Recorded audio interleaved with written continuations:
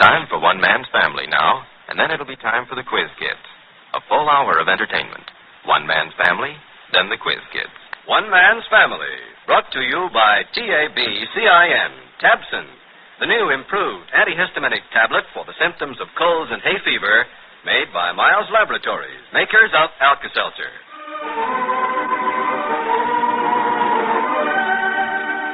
One Man's Family is dedicated to the mothers and fathers of the younger generation and to their bewildering offspring. Today we present Chapter 4, Book 74, entitled This Job of Parenthood. In the library of the family home in Seacliff, San Francisco, Henry Barber is trying to concentrate on the evening paper. Mother Barber is knitting a golf sweater for Clifford, who at the moment is stretched out on the Davenport. April 1950 will go down in the history of the Barber family as the time when the head of the house of Barber was sued for trespass. Henry's attempt to beautify the deserted Rexford Frome place has brought about the first lawsuit in all his years as a law-abiding, respectable, tax-paying citizen. As he sits staring at the paper, his mind is occupied with his lawyer's advice. Judge Hunter and his son Jack have urged him to admit to the trespass and settle the case. Clifford? Yes, Mom? Come and let me hold the sweater up to you. I've got the front done. Okay, Mom. Tired, Clifford? Not so very, Dad, no. I didn't do much today. Oh. Yeah, that's a pretty neat design, Mom. What do you call it? It's called chicken feet. Red against gray. It's right down my alley. Clifford's going to take up golf again, Henry. Is he? It'll be nice for you, Clifford. Fresh air, exercise, new people. And who knows, something may turn up. Yeah, there's a lot of business done on the golf links and tennis courts, places like that. That will do nicely for length. Thank you. Yeah. Ben Hogan wore a sweater something like this when he played at Pebble Beach. I saw it in the movies. Yes. Have you seen any good movies lately, Clifford? Not lately, Dad, no. This was quite a while ago. Yes. I remember a fellow we had working for us in the brokerage business. He was always out of the office somewhere looking for new business, but he couldn't seem to find any. Later, I discovered why. Why was that, Henry? He looked for business in the movie theaters. It was too dark in there. Now, Henry. It's all right, Mom. All the guys out of a job tell me the same thing. It's kind of rough at home. You have to expect it. Where's Paul? I'm not sure whether he's up in the studio or not. I think I'll go up. Excuse me. That's going to be a beautiful sweater, Mom. And thanks a lot. Henry, you ought to be ashamed. Yes. Golf now, eh? If you'd back me up, Fanny, if you'd say to him some evening, now, Clifford, tomorrow you go out and get a job, he might get one. Henry. Yes, Fanny. Clifford was ill last year. Yes, I know. Yes. Well, even Fred Thompson, his own doctor, why, Fred has asked me twice what Clifford is doing these days. Yes, now, of course, I can say Fred is, playing golf in a new sweater, getting himself in trim for something. Yes, well, that, at any rate, is a step forward. It'll be activity. Yes, of a kind. I suppose you realize why you've been picking on everybody, Henry. Huh? You've been irritable to every human being you've encountered. You know why, don't you? Well, why? If what you say is true. Well, it's true enough. And it certainly isn't my fault or Clifford's fault or Paul's that Rexford Frome is suing you for trespass. Have I said it was? Well, one would think so, the way you've been making things unpleasant ever since it happened. You bothered Jack and Judge Hunter until I'm surprised they even talked to you. I'll get it. Just stay there, Henry. Very well, Fanny, very well. Yes? Oh, Glenn, I was just talking about you. Yes, he's right here. Judge Hunter, Henry. He's returning your call. Thank you. Glenn? I tried to get you twice this afternoon. Yes. Of course you're busy. Well, Glenn, I wanted to know if you won't come over this evening. Yeah, but... Yes, I see, but... Now, look here. This may seem trivial to you, but my good name is involved. In all my years in business, I was never subjected to the indignity of being sued and... Hello? Yes, very well. Henry, you didn't hang up on him. Shame on you. He hung up on me. Lawyers, they're all alike. Same breed the world over. Hang up on me. What did he say, Henry? He said I can take his advice. I'll get another lawyer. Very well, I'll get another one. And what was his advice, Henry? Have me go before the court with a hang-dog air and confess trespassing on the Frome property. Confession and avoidance. That's all he can say. Legal folderol, confession and avoidance. Well, all I did was go over to a run-down, deserted, weed-grown garden and try to keep it from being an eyesore in the neighborhood. Jack says the judge is right, Henry. But there are extenuating circumstances, friend. There's nothing in the world Rector Frome wouldn't like better than a big fuss in court over this. Now, just answer me this. Is that Mr. Frome's property? No. Didn't you cut and trim his hedges without permission? But I told you. And the plants. You brought home plants. They were dying. I told you that. Oh, worst of all is what you're doing to your own family. You've been impossible to live with for 3 days, Henry, and I won't... Oh, why, Clifford, I didn't see you there. Oh, sorry. Paul wasn't in his room. I'm on my way. Just a minute, Clevis. Let me make just one remark, and I'll say it to both of you. Now, if I've seemed out of patience, well, this is a graver matter than any of you realize. I intend to fight this case to the highest court in the land. You don't mean a word of it, Henry. Now just stop it. Huh? You've gone too far, and that's an end to it.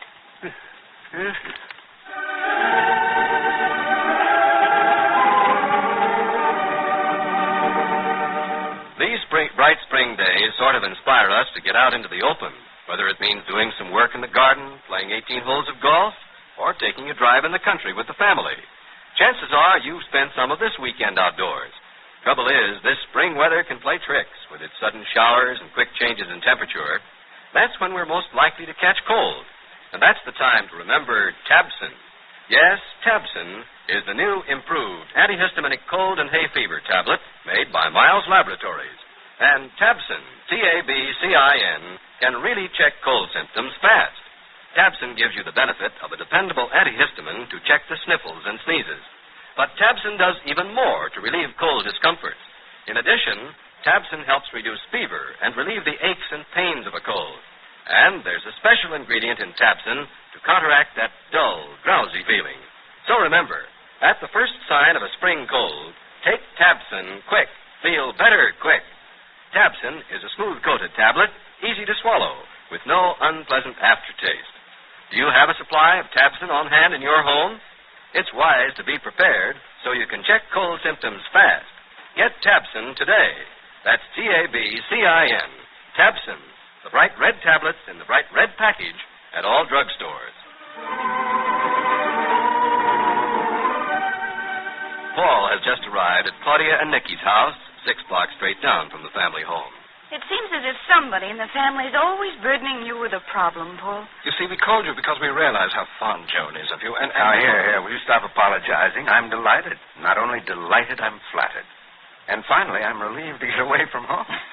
Dad and his lawsuit? Honestly. The old boy is taking it rather hard, isn't he? Of course, it's pure malice on Rex Frome's part, but I've tried to point out to Dad that the man is sick and that this suit is only a reflection of Rex's boyhood resentment against us Barbers, but Dad feels his honor and his integrity have been attacked. The whole matter could be settled very easily, I imagine. Of course. Told Jack if he could get Dad to do that, I'd be happy to pay what it costs. Why should you pay it? Well, I feel responsible in a way. Yes, Paul. I know what you mean. Well, let's get down to Joan. That's the important thing. You say she kicked over the traces a bit this evening, huh? It may have been my fault. I don't think she felt that I was very sympathetic. She was resentful toward both of us, Nicky. What are parents to do, Paul? Well, that's a tough question for a bachelor to answer. No, I mean, here Nicky and I are trying our level best to be intelligent with Joan. We don't want to put too much restraint on her so she'll be frustrated. And yet we can't just give in to her on everything. Well, as I've tried to point out to Joan, Paul, there's a fine line between frustration and where license begins. Really, we're walking a tightrope and no fooling. Yeah. Just what is this momentous issue? Well, she said she might want to use several $100s of her inheritance. We told her that it was her money, of course, but the Judge Hunter had arranged for Nicky or me to countersign her checks. The judge insisted there should be some supervision so her estate wouldn't be dissipated. After all, she is pretty young. What'd she want several $100s for, did she say? No, she wouldn't tell us. She took the position that it was none of our business. We tried to be reasonable. Nicky asked her if she wanted to buy a car and tried to point out that we wouldn't refuse her anything that wasn't foolish. One thing, my dear, I think it came as quite a shock to her to learn that she couldn't do just as she pleased with the money. I know it did. I'm sure Judge Hunter told her before. She wasn't listening very close, I guess. And in the end, she got up and left the house. She didn't say where she was going? Said she thought it'd do her good to go for a walk. I asked her if she was going over to see you. Hoping she was. Yes. but she said no. I must say that I thought it was very decent of her to add as she left that we shouldn't worry about her. Yes, she was very cute about it. She said, you don't need to call the police or anything. I won't be gone very long, and I'm not going to do anything desperate. Well, she's got a very level head when it comes right down to the final analysis. Positively. But why wouldn't she tell us what she wanted the money for? Maybe she thought she wouldn't stand any chance of getting it, eh? But we're only trying to protect her best interests. So, there you are. We're wrong no matter which way we turn. Yeah. Tough situation, isn't it? Well, that's why we called you. Joan will listen to you. At least she always has. Yes, but I'm not at all sure what I should say to her. I agree with what you and Nicky say about frustration, and yet there is that other side of how free a rein are you going to give her. It's a difficult age. She's a woman, and she isn't. That's it. So in this situation, are we to treat her as a woman and let her have her way? Or are we to put restraint on her and be accused of treating her like a child? I used to think raising children was such a simple thing. Well, I don't think it's ever simple if you're conscientious. It's easy enough to hammer a child into conforming. That's the thoughtless, lazy way to do it. And that's the way to the detention home, the alcoholic ward. Quite. Have you given up the idea of having Joan's portrait painted? Well, not exactly. Of course, you know about our experience with that Joseph Creighton. Yeah. What made you ask about the painting? Oh, I was wondering what had been done about it. Oh, we're perfectly willing to go ahead and have it done. In fact, we told Joan that. And that we pay for it. Done by this Creighton, you mean? Oh, look here, old boy, I really have to draw the line there. I really can't stand for a blighter like that. Nicky thought he was just awful. Personally, I thought he was sort of interesting, in an eccentric sort of way. Mm-hmm. What did Joan think of him? She was intrigued.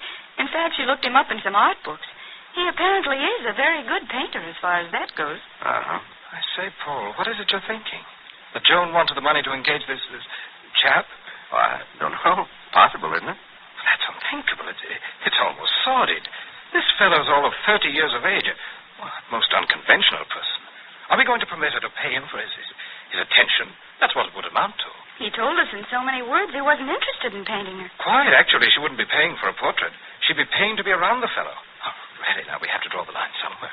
Well, look here, I'm not trying to influence you one way or the other. Of course, we understand that, Paul. But you did ask me over here for my opinion, so I might as well give it for what it's worth. Please do.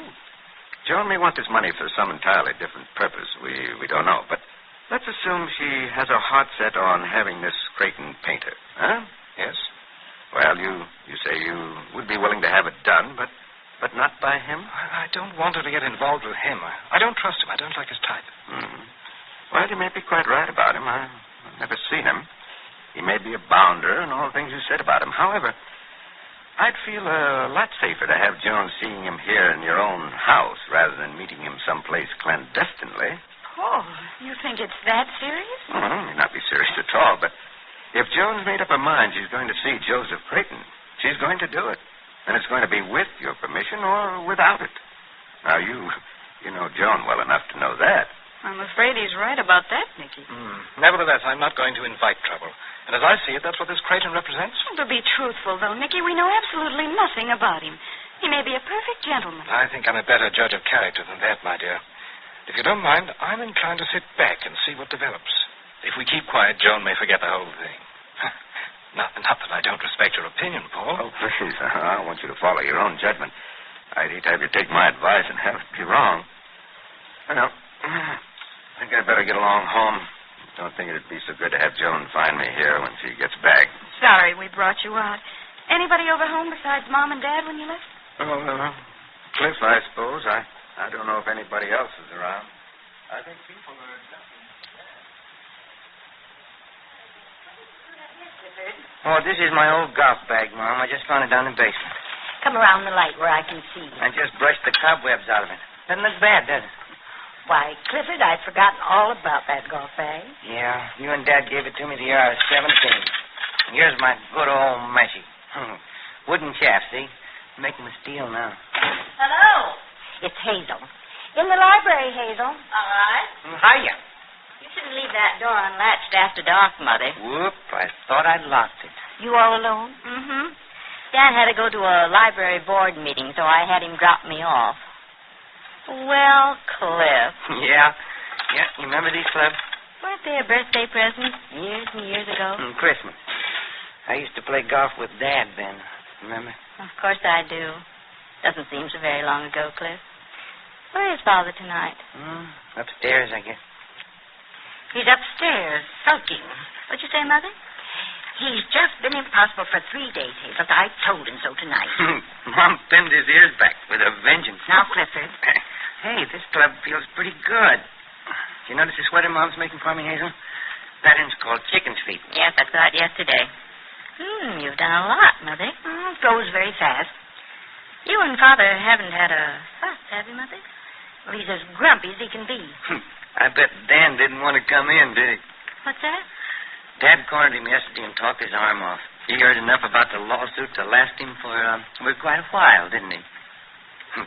Okay, loyal wife doesn't answer. Dan had to go to a meeting, Claire. Yeah. I've been rather worried about the lawsuit myself. That's one reason I wanted to come over. Doesn't he have to file an answer pretty soon? Not to the last possible minute. He's going to keep things in a turmoil right up to the bell. Clifford, be careful with that club. Oh, okay, Mom. Remember when I used to practice my swings in the living room? I was kind of a golf nut back there, wasn't I? And then here goes our happy evening. What's that? I think I heard Dad coming downstairs. Well, here he comes. Look for the storm cellar. Now, just don't pay any attention, either of you. Let him be as grumpy as he likes. He'll get over it. Hey, who's singing? Well, Hazel.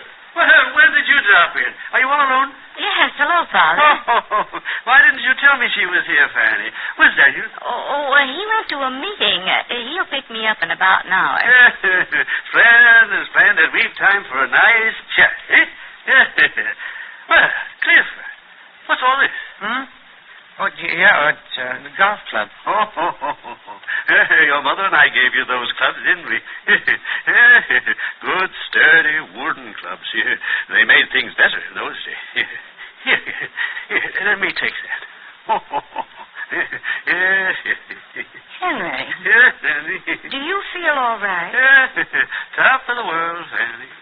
I've been upstairs thinking this case over, and I've worked it all out. You have, Henry? Yes. Matter of fact, I was going to run over to Jack's, but now that you're here, Hazel, I think I'll just phone him.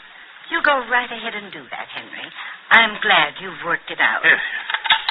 These things take a certain amount of careful thought. And then you find that you've arrived at a decision. I read the other day that our problems are worked out in our subconscious mind. Yes, it's very easy. Hello? Jack? Oh, yes. I've worked out the way to handle this lawsuit. Yes, the Frome affair. Not so loud, Henry. Yes? I was thinking, Jack, everybody in the neighborhood saw me over there, but they all know that I was merely trying to do an unselfish public duty. Oh, yes. But, on the other hand, trespass is trespass. You can't get away from that. Now, all Frome wants to do is harass me. Yes. But there's nothing he'd like better than a long, involved lawsuit and odious publicity. Yes. So, I'll tell you what I've decided that you and Judge Hunter should do. I'm just as guilty as I can be, in a legal sense. Yes, the truth is I'm caught in the act. Inasmuch as the neighbors and my family know perfectly well what my motives were, I want you and Judge Hunter to go into court and plead confession and avoidance. Yes, confession and avoidance, Jack. And pay whatever the cost may be. It can hardly be more than $50. It's merely an annoyance. Yes, well, there's no point upsetting the whole family in a trivial matter of this sort. We'll just fool Mr. Rexford Frome. That's what we'll do. Yeah, he won't get the lawsuit that he expects. We'll pull the rug out from under him. I knew you'd come to the right decision on it, Dad. Yeah, Well, I'll take care of it first thing in the morning. You won't have anything to worry about now. Judge Hunter will be glad to hear it. Okay, Dad. Good night. Oh, what a relief. Dad's finally decided to follow our advice, Betty. Well, it's about time. What's the use of having a lawyer if you don't do what he tells you? Yeah, spent more time on this silly trespass case. Judge Hunter was getting pretty disgusted with Dad. Wonder what brought him around. Mother Barbara, probably. I'll bet that's it. She lets him go on just so long, and then she calls a halt. You're right about that. Never underestimate the power of a woman, Jack. Particularly a pretty woman like you, huh? Not so pretty anymore, I'm afraid. Who said so? I did. And I say you are, so don't argue with your master. Oh, Jack. Furthermore, I could use a kiss. What are the chances, kid? Oh, it's possible. Not improbable. Gonna give me trouble, huh? All right, she talked me into it.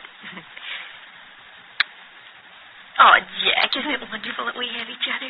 Here, sit on my lap. I'm afraid I'll seem a little heavy compared to Sharon Ann or Mary Lou. Nope. If I closed my eyes, I'd think I was holding one of the triplets.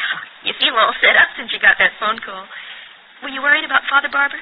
Oh, not worried exactly, but it's kind of tough handling something for your own family. Now that we can go ahead and settle the case, I can get back in the groove down at the office. Yeah. Oh, everything's wonderful. One of these days, Mr. Jack Barber, you'll be the head of the firm. You wait and see. My husband, counselor at law, respected and feared by everybody. Feared? Oh, feared by wrongdoers. Look, Betty, I ain't in the criminal business. Oh, ain't you? Anyway, I think you're perfect. And for gosh sakes, who can that be? Oh, brother. I'll go, Jack. Oh, just thinking about going to bed. Close it you be, Father Barber. Hello, John. Hello. Come on in. Hi, John. Hi. I hope I didn't wake any of the kids ringing the doorbell. Oh, they're sound little sleepers. Once they get to sleep, add that, Betty. Yeah. Sit down, Joan. Okay. Don't you want to take off your coat? No, I'm only going to stay a minute. You out all by yourself? Mm-hmm. I've been walking around for a while. Claudia and Nicky burned me up tonight, so I thought I'd take the air before I blew my top. Well, I guess the air did the trick.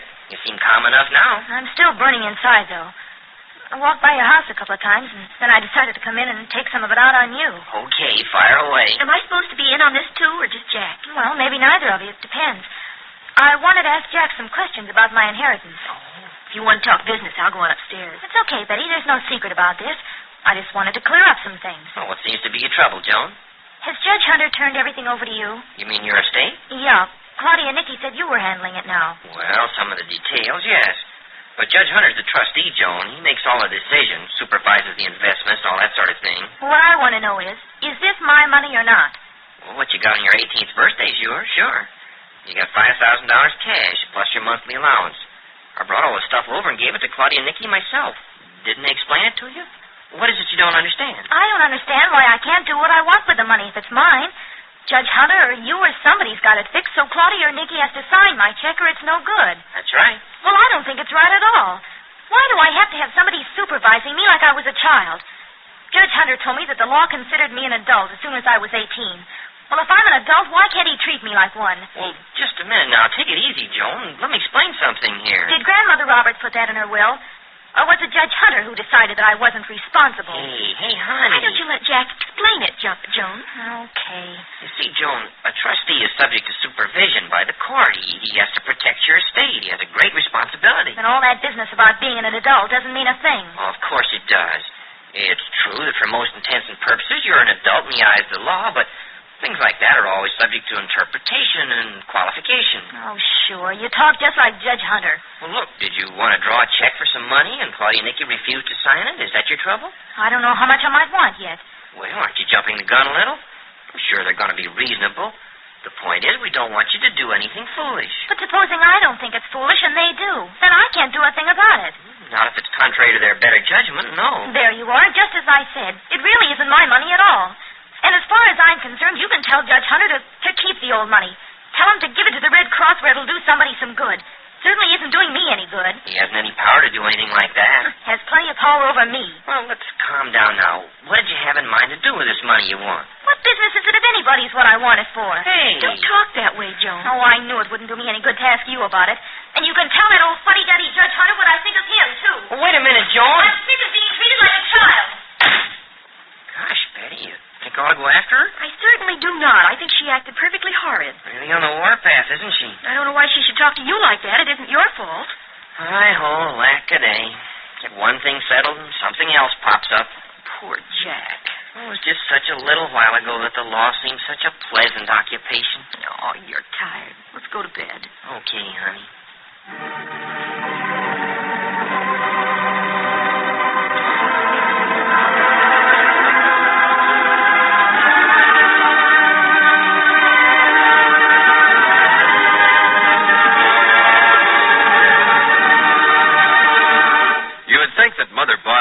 have enough to keep her busy in the family circle. But somehow she always finds time for any worthy community project as well. As Hazel remarked, Honestly, Mother, you're always working. Don't you ever enjoy just sitting like Whistler's mother with your hands folded in your lap? Why, Hazel, this isn't work. It's just something for the ladies' aid at church. I thought for a moment you were opening up a private drugstore in the family living room. All these bandages, adhesive, cotton. You see, my dear, we have 3 families we're looking after. Some of the ladies are stocking the pantry shelves, and some are filling up the linen cabinets. And I take it your project is the family medicine chest. Yes, Hazel, all those things the family should have ready for little emergencies. Well, you seem to have thought of everything. Ointment for burns, antiseptic for cuts, eyedroppers, thermometer. Uh-oh. Haven't you forgotten something, Mother? Oh, dear, I hope not, Hazel. I don't see any Tabson, the family standby for colds. Oh, no, Hazel, I didn't forget Tabson. I asked Clifford to bring me 6 packages from Jameson's drugstore. I thought it was odd you'd forget the way you campaigned for Tabson in our family.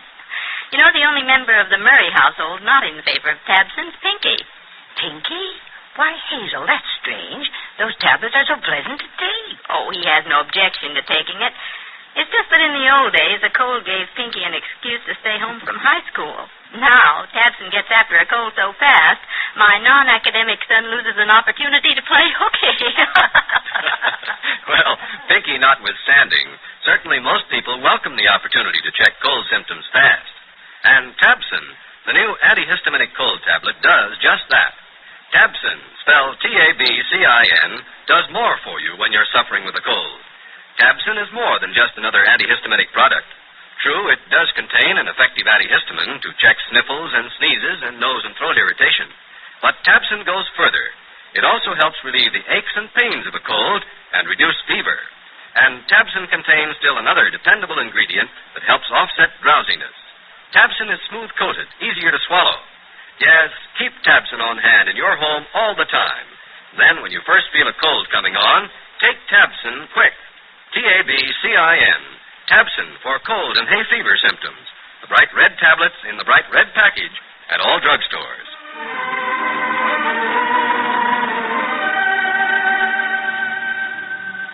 You've just heard Chapter 4, Book 74 of One Man's Family. Written and produced under the direction of Carlton E. Morse for T-A-B-C-I-N. Tabson, the new improved antihistaminic tablet for the symptoms of colds and hay fever, made by Miles Laboratories, makers of Alka-Seltzer.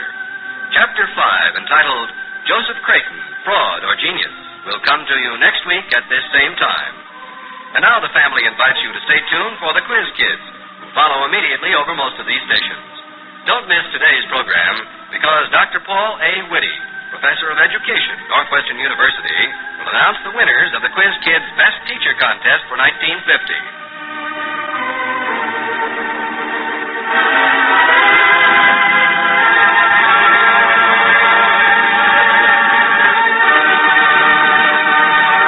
One Man's Family comes to you from California.